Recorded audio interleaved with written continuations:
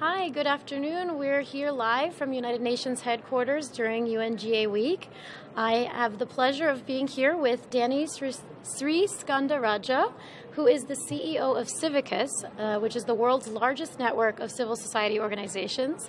And he has also recently been appointed to be a member of the UN Secretary General's high-level panel on digital cooperation, which was just announced. It's a 20-person expert commission who will be looking at how we can enhance cooperation in the digital age, because there's so many new issues. Technology moves so fast and it's hard to keep up. So the UN Secretary General has convened a group of experts chaired by Jack Ma and Melinda Gates, with a group of stellar experts from all over the world with different backgrounds and expertise who are going to come together over the next 9 or so months to come up with some new ideas and recommendations for breaking down silos and working across countries and working across sectors to tackle some of the biggest digital issues of our time. So, looking to you, Danny, and with that preface, the panel is meeting for its first time this week. What are you looking forward to talking about? Well, I'm looking forward to thinking about what international cooperation or intergovernmental cooperation should be like in this era, where there are so many challenges to the UN system and to multilateralism, and yet we know when it comes to digital issues, there are lots of other challenges around people's freedoms, people's rights, and so we need sensible, constructive international cooperation in this area. And I'm looking forward to meeting 19 other amazing people in a few minutes' time, actually, to get cracking on what more can we do on the international level to promote those rights, freedoms, and take advantage of this amazing opportunity that we have with the digital era. Absolutely. And as we know that the pace of change is so tremendous over the last 2 decades, it's hard to believe we didn't even have a smartphone, more than about 10 years ago.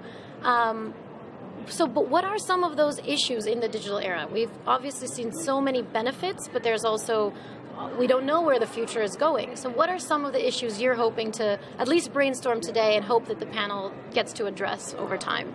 So for me, there are 3 that interest me. I think one is very much around the digital divide. We know that the internet and communication tools have such amazing potential, but they can only realize that potential for humanity if there really is coverage. And so I think the world, especially industry actors, country actors, international donors, need to do much more to make sure that everyone on this planet has access to the tools that they will need to enjoy prosperous and productive and safe lives. I suppose the second issue, though, and one of the downsides of what we're seeing in the digital era, is around rights and freedoms. We need to define and protect what freedom means online, and we need to develop new social norms, new regulations, new standards, and we need to do it at the international level, because this can't be the Wild West where people can go and regulate and behave as they want, and we need meaningful international cooperation to ensure that in this digital era, all of those protections, those fundamental human rights, are meaningfully protected going forward. And there's a third issue that I'm personally very interested in, and that's around what's being called digital peace. We already know that civilians and our infrastructure is under threat from cyber attacks, often by governments, we think, or malicious actors. And, in previous eras, we've had mechanisms that protect civilians, the Geneva Convention, for example, that protects civilians and our infrastructure in times of war.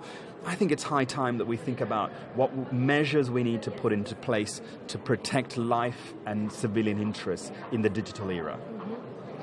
So, as you pointed out, there's a lot of issues potentially on the table. So I know that the meeting is just about to happen in a few minutes' time, but outside of the actual technical meat of the topics, there is a bigger conversation about just how do we cooperate. And I know from your work at CIVICUS, which is a network of civil society organizations, you must have learned a lot about how organizations work together. How do you move in cooperation and collaboration? What have you learned that you think can be helpful in shepherding us into the digital age? So I think in the digital age, just like in the real age, we need to focus on the fundamental of promoting civic freedoms or citizen rights. I've been coming to this UN General Assembly week for many years. And yes, there are frustrations of the inaction and the impasses, the diplomatic issues that are faced here. And yet, we need the United Nations and we need the entire intergovernmental system to be about we the peoples. I mean, that's the start of the UN's charter.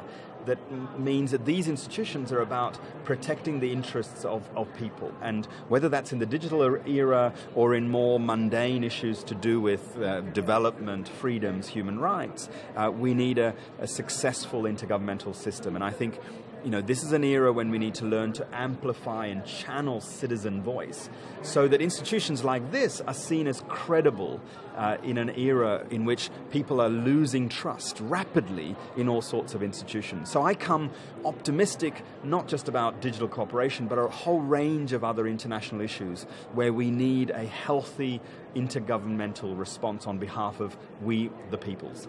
We the peoples. I've always loved that that's the first 3 words of the Charter.